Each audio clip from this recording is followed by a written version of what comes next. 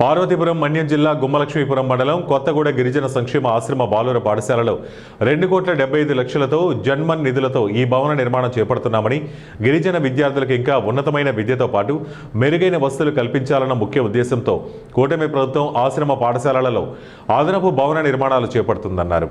అనంతరం క్లాస్ రూమ్స్కు వెళ్లి విద్యార్థుల యొక్క విద్యా సామర్థ్యాలను పరిశీలించారు. వసతులన్నీ సక్రమంగా ఉన్నాయా లేదా అని విద్యార్థులను అడిగి తెలుసుకున్నారు. శ్రద్ధగా చదువుకుని మంచి మార్కులతో పాస్ అవ్వాలని విద్యార్థులకు సూచించారు.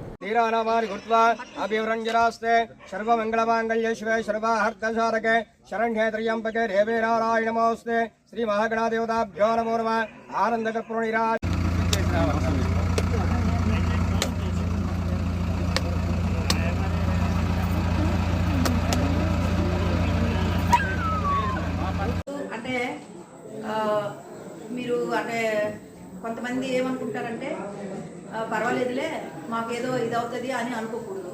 ఒక్కొక్క రోజు చాలా క్రిటికల్గా జరుగుతాయి ఎగ్జామ్స్.